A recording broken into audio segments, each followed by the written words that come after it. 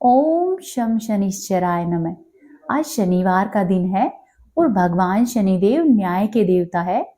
तो आइए शनिदेव का आशीर्वाद पाने के लिए और साढ़े साती व ढैया से मुक्ति के लिए शनिवार की इस पावन कथा का रसपान करते हैं। एक बार प्रेम पूर्वक बोलिए शनिदेव महाराज की जय। जय श्री गणेश।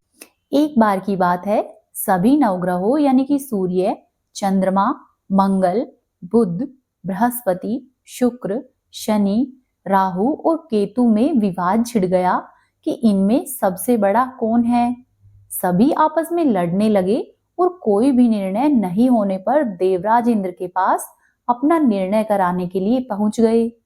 इंद्रदेव भी घबरा गए और उन्होंने निर्णय करने में अपनी असमर्थता जताई, परंतु उन्होंने कहा कि हे नवग्रहों, इस समय पृथ्वी पर राजा विक्रमादित्य है जो कि अत्यधिक ही न्यायप्रिय है, वे ही इसका निर्णय कर सकते हैं। तब सभी ग्रह एक साथ राजा विक्रमादित्य के पास पहुंचे और वहां जाकर उन्हें अपना विवाद कह सुनाया। साथ ही निर्णय लेने के लिए भी कहा। राजा विक्रमादित्य इस समस्या से चिंतित थे क्योंकि वे जानते थे कि यदि मैंने किसी भी ग्रह को छोटा बताया तो वही ग्रह क्रोधित हो उठेगा। तब राजा को एक उपाय सूझा। उन्होंने स्वर्ण, रजत, कांस्य, पीतल, सीसा, रांगा, जस्ता, अभ्रक और लोहे, इन सब धातु से 9 सिंहासन बनवाए और उन्हें इसी प्रकार क्रम से रखवा दिया। फिर सभी नवग्रहों से निवेदन किया कि आप सभी अपने अपने सिंहासन पर स्थान ग्रहण करें। जो भी अंतिम सिंहासन पर बैठेगा वही सबसे छोटा होगा। इसके अनुसार लोह सिंहासन सबसे बाद में होने के कारण शनिदेव सबसे बाद में बैठे तो वही सबसे छोटे कहलाए। शनिदेव को लगा कि राजा ने ऐसा जानबूझकर किया है। तब वे क्रोधित हो गए और राजा से बोले कि राजा, तू मुझे नहीं जानता है। सूर्य एक राशि में 1 महीना, चंद्रमा 2.25 महीना और 2 दिन, मंगल 1.5 महीना, बृहस्पति 13 महीने और बुध व शुक्र 1-1 महीने विचरण करते हैं। लेकिन मैं 2.5 से लेकर 7.5 साल तक एक ही राशि में रहता हूं। मैंने बड़े बड़ों का विनाश किया है। श्री राम की जब 7.5 आई थी तो उन्हें वनवास हो गया था। रावण की आई तो उसकी लंका को वानरों की सेना से हारना पड़ा। अब तुम सावधान रहना। ऐसा कहकर क्रोधित होते हुए शनिदेव वहां से प्रस्थान कर गए। अन्य सभी देवतागण खुशी खुशी चले गए। कुछ समय के बाद राजा की 7.5 आई। तब शनिदेव घोड़ों के सौदागर बनकर वहां पर आए। उनके साथ कई बढ़िया घोड़े थे। राजा ने जब यह समाचार सुना तो अपने अश्वपाल को अच्छे घोड़े खरीदने की आज्ञा दी। अश्वपाल ने कई घोड़े खरीदे और एक सर्वोत्तम घोड़ा राजा को सवारी के लिए दिया। राजा ज्यों ही उस घोड़े पर बैठा, वह घोड़ा सरपट वन की ओर भाग गया। भीष्म वन में पहुंचकर वह घोड़ा अंतर्ध्यान हो गया। अब राजा भूखा और प्यासा भटकता रहा। तब एक ग्वाले ने उसे पानी पिलाया। राजा ने प्रसन्न होकर अपनी अंगूठी उस ग्वाले को दे दी। वह अंगूठी देकर राजा नगर की ओर चल दिया। वहां पर उसने अपना नाम उज्जैन निवासी वीका बताया। वहां पर एक सेठ की दुकान में उसने जल इत्यादि पिया। कुछ देर तक आराम किया। भाग्यवश उस दिन सेठ की खूब बिक्री हुई। सेठ उसे खाना इत्यादि कराने खुश होकर अपने साथ अपने घर पर लेकर चल दिया। वहां पर पहुंचकर उसने एक खूंटी पर देखा कि एक हार खूंटी पर टंगा हुआ है। उसे खूंटी निगल रही है। थोड़ी ही देर में वह पूरा हार गायब था। तब सेठ ने आने पर देखा कि हार गायब है। सेठ ने समझा कि वीका ने ही हार को चुराया है। उसने वीका को कोतवाल के पास पकड़वा दिया। फिर उस नगर के राजा ने भी वीका को चोर समझकर उसके हाथ और पैर कटवा दिए और साथ ही नगर के बाहर फिकवा दिया। वहां से एक तेली निकल रहा था। तेली को दया आ गई और उसने वीका को अपनी गाड़ी में बिठा लिया। वह अपनी जीभ से बैलों को हाँकने लगा। उस समय तक राजा की शनिदशा समाप्त हो गई थी। फिर धीरे धीरे वर्षा ऋतु का समय आया और वर्षा ऋतु का समय आने पर राजा मल्हार गाने लगा। राजा जिस नगर में था वहां की राजकुमारी मनभावनी को उसका गाना इतना पसंद आया कि उसने मन ही मन प्रण कर लिया कि मैं इस राग गाने वाले से ही विवाह करूंगी। राजकुमारी ने अपनी दासियों को कहा कि राग गाने वालों को ढूंढा जाए। दासियों ने ढूंढकर राजकुमारी को बताया कि वह तो एक चौरंगिया है, अर्थात वह एक अपाहिज व्यक्ति है। परंतु राजकुमारी नहीं मानी। अगले ही दिन उठते ही राजकुमारी अनशन पर बैठ गई और कहा कि यदि मैं विवाह करूंगी तो उसी से करूंगी। राजकुमारी को बहुत समझाया, नहीं मानी तो राजा ने भी उस तेली को बुलावा भेजा।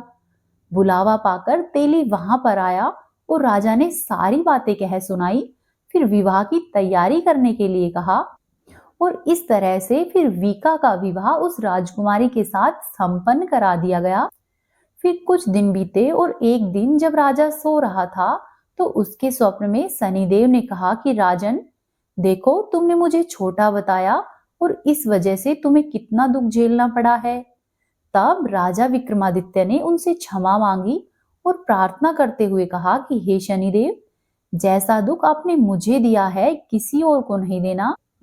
शनिदेव उसकी प्रार्थना सुनकर उसकी बात मान गए और कहा कि जो भी शनिवार के दिन मेरे व्रत में तुम्हारी कथा को कहेगा उसे मेरी दशा का कोई दुख नहीं होगा। जो भी व्यक्ति रोज मेरा ध्यान करेगा, चींटियों को आटा डालेगा, उसकी सभी मनोकामनाएं पूर्ण होगी। और शनिदेव ने फिर राजा के हाथ और पैर भी वापस कर दिए। प्रातःकाल जब राजकुमारी की आंख खुली तो उसने राजा विक्रमादित्य के हाथ और पैर देखे तो वह बहुत ही आश्चर्यचकित हुई। तब फीका बने हुए राजा विक्रमादित्य ने राजकुमारी से बताया कि मैं तो उज्जैन का राजा विक्रमादित्य हूँ। यह सुनकर वह अत्यधिक प्रसन्न हुई। फिर सभी को धीरे धीरे यह बात पता चल गई। सेठ ने जब ये सुना तो वह राजा के पैरों में गिरकर क्षमा मांगने लगा। तब राजा ने कहा कि सेठ, तुम्हारी कोई गलती नहीं थी, वह तो शनिदेव का प्रकोप था, इसमें किसी का भी कोई दोष नहीं है।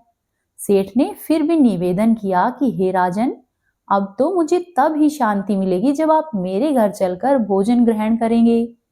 राजा ने भी सेठ का प्रस्ताव सहर्ष स्वीकार कर लिया। सेठ ने अपने घर पर अनेक प्रकार के व्यंजन बनवाए और राजा का खूब स्वागत सत्कार किया। साथ ही उन सब ने देखा कि जिस समय वे खाना खा रहे थे उस समय वही खूंटी जिसने हार निगला था, अब वह हार को उगल रही थी। सेठ ने अपनी गलती के लिए राजा से क्षमा याचना की और फिर सेठ ने राजा से अपनी कन्या श्री कवरी से विवाह करने का निवेदन किया। राजा ने सहर्ष स्वीकार कर लिया। कुछ समय के बाद राजा अपनी दोनों रानियों मनभावनी और श्रीकवरी को बहुत से उपहारों के सहित लेकर उज्जैन की नगरी की ओर चल दिया। वहां पर राजा के नगरवासियों ने सीमा पर उनका खूब आदर सत्कार किया। सारे राज्य में दीपमाला बनाई गई, साथ ही दीपावली की तरह उत्सव मनाया गया। तब राजा ने घोषणा की कि मैंने शनिदेव को सबसे छोटा बताया था, जबकि असल में वे ही सर्वोपरि है। तब से सारे राज्य में शनिदेव की पूजा और कथा नियमित होने लगी। सारी प्रजा खुशी और आनंद के साथ जीवन जीने लगी। जो कोई भी व्यक्ति शनिदेव की इस कथा को पढ़ता या फिर सुनता है, उसके सारे दुख दूर हो जाते हैं। शनिवार के दिन प्रत्येक मनुष्य को इस कथा को अवश्य ही पढ़ना या सुनना चाहिए। ऐसा करने से शनिदेव की कृपा प्राप्त होती है। अब आप सुनिए शनिदेव की अगली कथा। हम सभी ये तो जानते हैं कि शनिदेव धीरे चलते हैं, साथ ही उनका रंग भी काला है, परंतु ऐसा क्यों हुआ है यह आप जानिए इस कथा के द्वारा। एक बार की बात है, वृत्रासुर नामक राक्षस ने देवलोक पर कब्जा कर लिया और इंद्रदेव के सहित सभी देवताओं को देवलोक से बाहर निकाल दिया। तब सभी देवगण ब्रह्मा जी के पास गए और उनसे अपनी व्यथा कह सुनाई। तब प्रजापति ब्रह्मा जी ने उन्हें एक उपाय बताया कि पृथ्वीलोक में दधीची नाम के एक महर्षि रहते हैं। यदि वे अपनी अस्थियों का दान कर दे तो उन अस्थियों से एक वज्र बनाकर वृत्रासुर राक्षस को मारा जा सकता है। इसीलिए आप सभी लोग उनके पास जाओ और उनसे अस्थियां मांगो।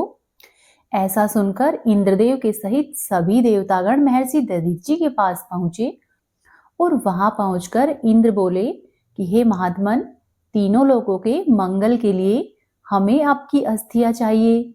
इस पर महर्षि बड़ी ही विनम्रता से बोले कि हे इंद्रदेव, यदि मेरी अस्थियों से मानव और देव जाति का कुछ हित होता है तो मैं अवश्य ही अपनी अस्थियों का दान करूंगा। ऐसा कहकर महर्षि ने तुरंत ही अपनी योग विद्या से शरीर को त्याग दिया। तब इंद्रदेव ने उनकी अस्थियों को श्रद्धा पूर्वक नमन किया और उन्हें ले जाकर तेजवान नामक वज्र बनाया।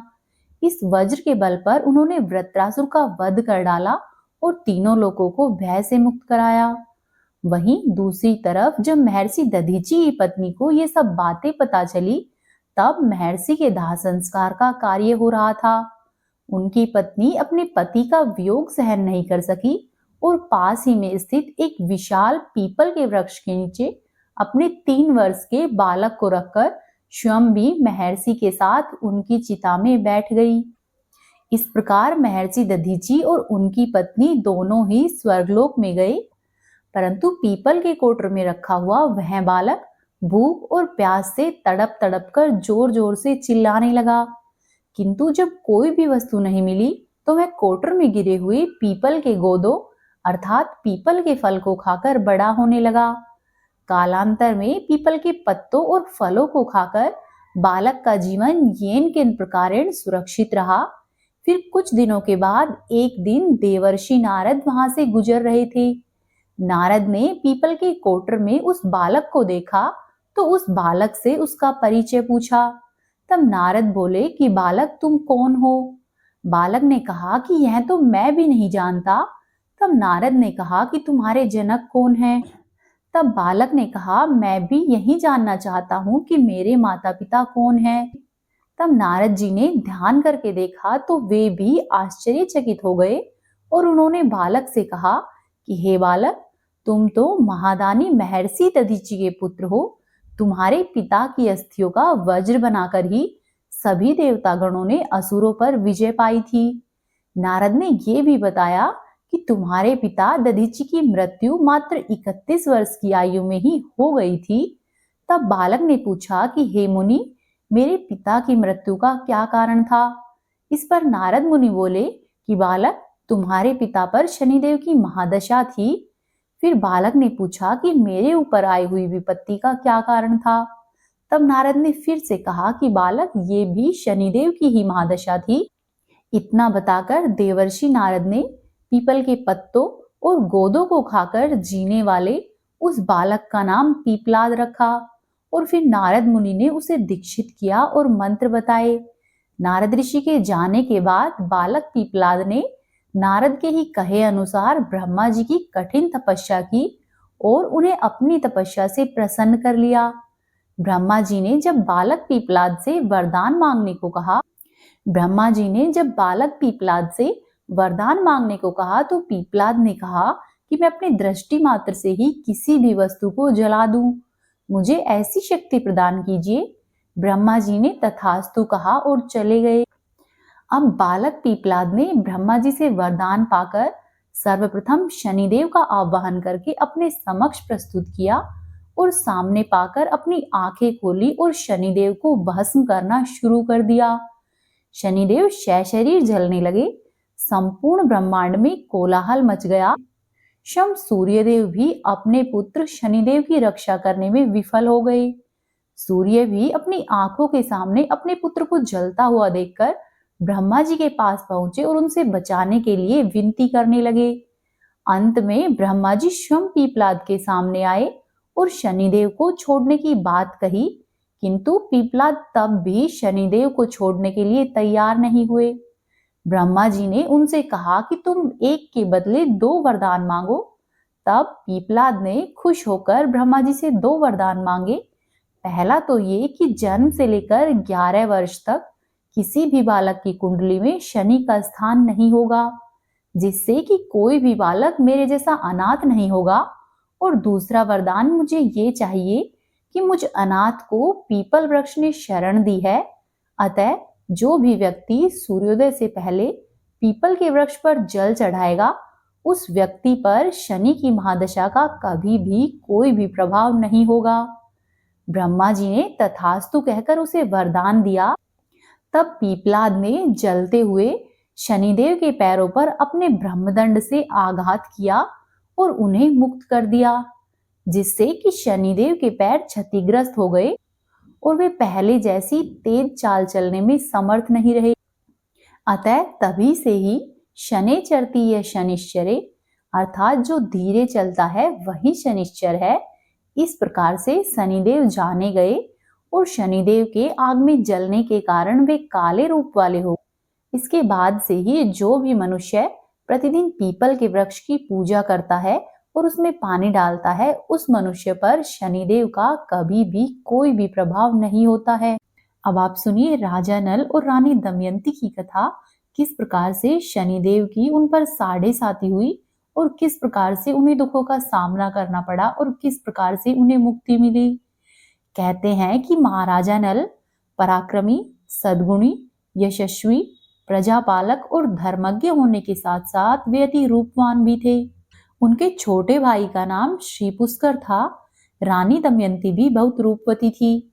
उनके सौंदर्य पर देवता भी मोहित थे और किसी तरह से उनको पाने के लिए लालायित रहते थे। एक बार की बात है, राजा नल ने कुछ हंसों को क्षमादान दिया, जिससे कि वो सभी हंस अत्यधिक प्रसन्न हुए और राजा का गुणगान करने लगे। वहीं एक बार जब राजकुमारी दमयंती राजमहल की अट्टालिका पर विचरण कर रही थी, तभी वे सभी हंस महल की अट्टालिका पर उतरे और उन्होंने राजा नल का गुणगान किया। साथ ही हंसों ने रानी दमयंती को राजा नल से विवाह करने के लिए भी कहा। ऐसा कहकर हंस तो वहां से उड़कर चले गए, परंतु राजकुमारी अपनी सैया पर लेटकर सोचने लगी कि जिसकी प्रशंसा पशु पक्षी भी करते हैं, वह अवश्य ही कितना गुणवान और रूपवान होगा। फिर दमयंती ने मन ही मन राजा नल को अपना पति स्वीकार कर लिया। दमयंती का जब स्वयंवर समारोह हुआ, तब वहां पर सभी देवगण उपस्थित थे, परंतु शनिदेव जी वहां पर नहीं आए थे। और स्वयंवर में दमयंती ने राजा नल का वरण किया। जब शनिदेव जी को इस बात की भनक लगी, तो वे अत्यधिक क्रोधित हुए और उन्होंने नल दमयंती को दंडित करने का निर्णय लिया। उन्होंने राजा के छोटे भाई श्री पुष्कर की बुद्धि पलट दी। फलस्वरूप श्री पुष्कर ने नल को द्यूत क्रीड़ा के लिए प्रेरित किया। शनि के प्रभाव से राजा नल द्यूत क्रीड़ा में हार गए और उनका सारा राजपाट श्री पुष्कर ने छीन लिया। साथ ही साथ राजा नल को देश से निकाला दे दिया। तब नल दमयंती विवश होकर वन वन में भटकने लगे। अब वे वन्य जीवों को मारकर पेट भरने के लिए भूनने लगते, लेकिन जैसे ही वो उनको भूनने लगते, वे सभी जीव छूटकर भाग जाते और इस तरह से वे भूखे रहते गए। ये सभी शनिदेव जी की क्रूर दृष्टि का प्रभाव था। फिर कुछ दिनों के बाद शनिदेव ने राजा नल की मति को भ्रमित कर दिया और राजा नल अपनी रानी दमयंती को वन में अकेला छोड़कर कहीं और चला गया। रानी दमयंती वहां पर भटकती रही और किसी तरह से भटकते भटकते अपने पिता के राज्य में जा पहुंची और वहां पर जाकर रानी ने सारा वृतांत अपने पिता को कह सुनाया। तब दमयंती के पिता ने अपने राज्य के ज्योतिषियों को बुलावा भेजा और उनसे कहा कि मेरी पुत्री और दामाद के साथ ऐसा क्यों हो रहा है, इसका कारण बताओ। तब राजा के ज्योतिषियों ने बताया कि ये सब शनिदेव की साढ़े साती का प्रकोप है। यदि रानी दमयंती और राजा नल शनिदेव को प्रसन्न करे तो ही इससे मुक्ति पाई जा सकती है। तब रानी दमयंती ने उनके कहे अनुसार ही शनिदेव को प्रसन्न किया और तब शनिदेव ने स्वप्न में राजा नल को एक नाम स्रोत का उपदेश दिया। उस नाम स्रोत के निरंतर पाठ से राजा नल को अपना खोया हुआ राज्य फिर से मिल गया। सभी कामनाओं की पूर्ति करने वाला शनिदेव का स्रोत इस प्रकार से है, जो क्रूर नीले अंजन के समान आभा वाले, नीले रंग की माला धारण करने वाले, छाया और सूर्यदेव के पुत्र शनिदेव है, उनको मैं नमस्कार करता हूँ। जिनका धूम्र और नीले अंजन के समान वर्ण है, ऐसे सूर्य पुत्र शनिश्चर को नमस्कार है। इस प्रार्थना को सुनकर हे सूर्यपुत्र, आप मेरी कामना को पूर्ण करने वाला फल प्रदान करो। प्रेतराज को नमस्कार है। कृष्ण वर्ण के शरीर वाले प्रभु को नमस्कार है। शुद्ध बुद्धि प्रदान करने वाले क्रूर शनिदेव को नमस्कार है। इस स्तुति को सुनकर शनिदेव ने कहा कि हे राजन, जो भी मेरे इन नामों से स्तुति करता है, मैं उससे संतुष्ट होता हूँ और उसको स्वप्ने में भी मुझसे भय नहीं रहता। साथ ही जो भी व्यक्ति 1 वर्ष तक प्रतिदिन ही इसका पाठ करता है, उसे शनि पीड़ा से मुक्ति मिल जाती है। इतना कहकर शनिदेव तो अंतर्धान हो गए और राजा नल ने इसकी स्तुति की। फलस्वरूप राजा नल को अपना खोया हुआ राज्य और रानी दमयंती भी फिर से वापस मिल गए और शनिदेव की कृपा से सब कुछ पहले की ही तरह ठीक हो गया। अब राजा नल और रानी दमयंती सुखपूर्वक अपने राज्य में रहने लगे।